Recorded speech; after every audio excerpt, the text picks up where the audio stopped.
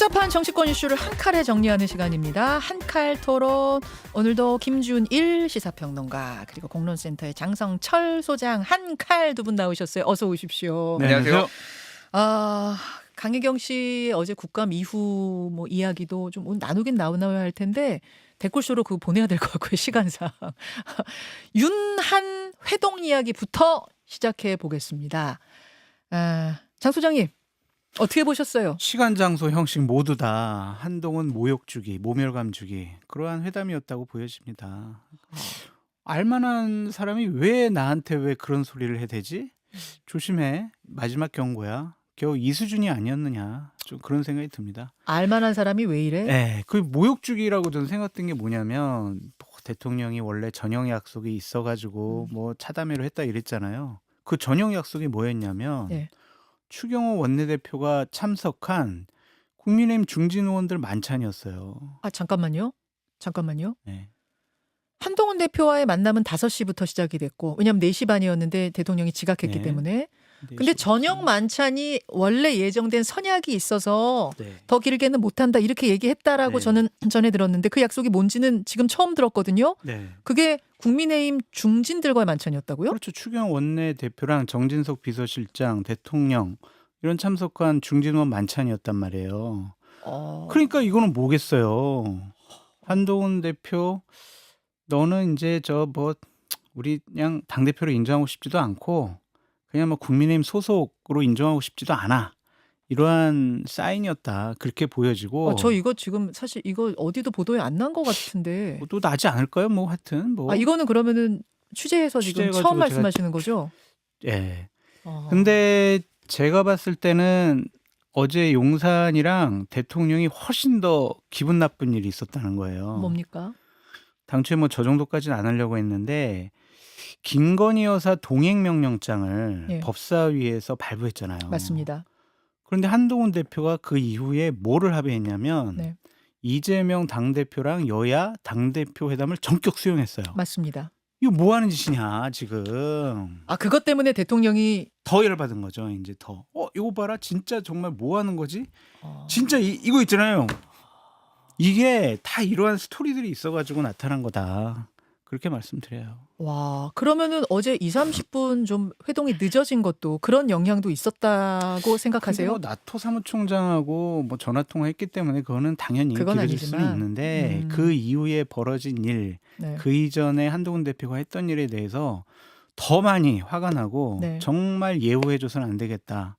그런 생각을 확고히 한 것 같습니다. 어제 대통령실이 공개한 영상 한번 보겠습니다. 사실은 그저 테이블 세팅 같은 것이 상당히 좀 이례적입니다. 대통령이 외부 손님과 이렇게 차담이든 뭐 뭐든 접대할 때 전 저렇게 초라한 테이블은 본 적이 없어서 김준일 평론가. 네. 뭐 지금 장 소장님이 설명한 취재해 오신 내용의 연장선상에서 볼 때는 저 상황이 이해가 되네요.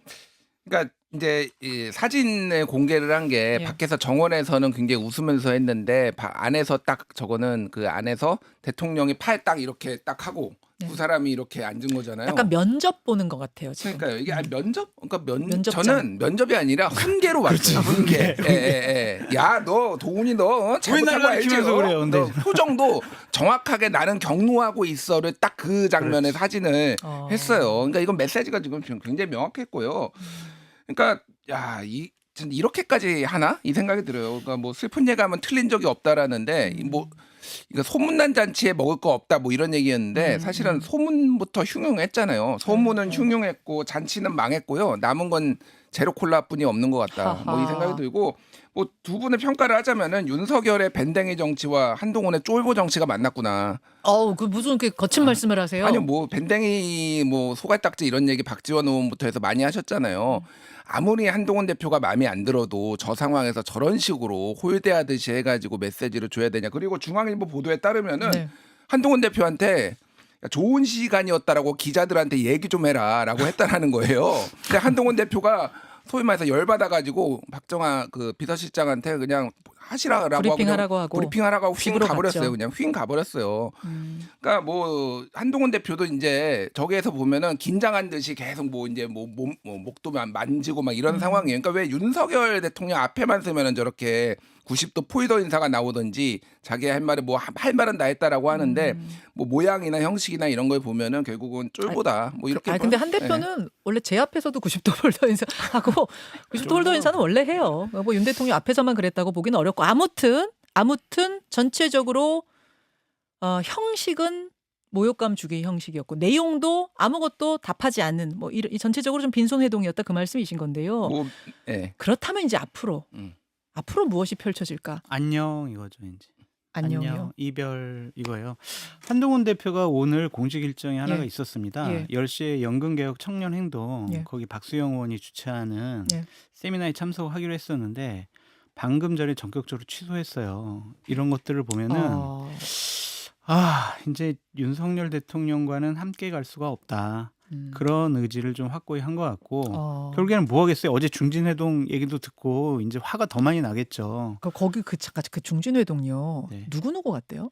추경호 원내대표도 뭐 중진 의원들 갔다고 그러더라고요. 추경호 원내대표, 정진석 비서실장. 그렇죠. 대통령. 또 혹시 모르겠어요. 그 뭐 제가 알면은 뭐 다 벌써 다 많이 알겠죠. 그럼 저녁 보도가 먹고 나오겠죠, 술자리도 있고 막 그랬다고. 그것까지는 그건 모르고요. 모르시고요. 저는 그냥 예. 중진 만찬에도 있었다. 만약 정말 그게 최종 확인까지 된다고 하면 정말로 한동훈 대표가 열 받긴 받았겠네요. 엄청 열받죠. 그러면 이제 한동훈 대표는 결국에는 오전에 측근들을 불러가지고 무엇을 어떻게 할까. 네.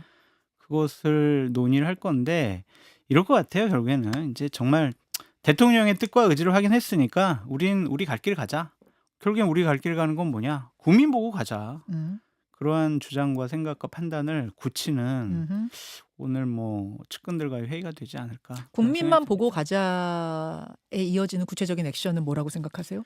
결국에는 특검법에 대한 입장이겠죠. 그것이 최상변 특검이든 아니면은 김건희 여사 특검이든 그런 것들에 대해서 본인의 의견을 보다 더 적극적으로 다른 친한 의원들 네. 그리고 중도 쪽에 있는 의원들을 설득하는 작업을 할 것으로 보여지고요. 저는 당직 인선을 새롭게 할 가능성이 높아 보인다. 그런 생각이 듭니다.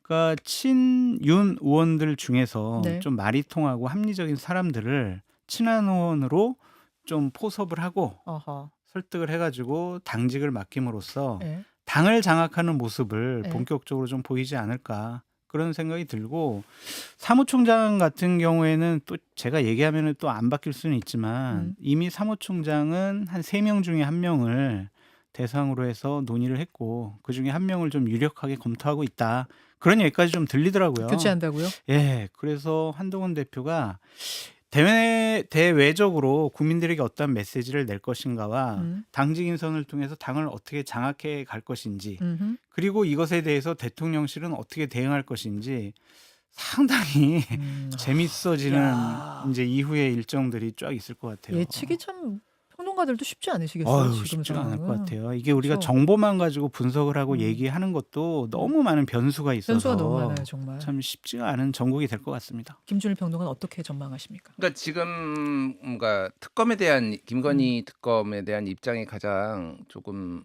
어떻게 될지가 궁금해지는 상황인데 네.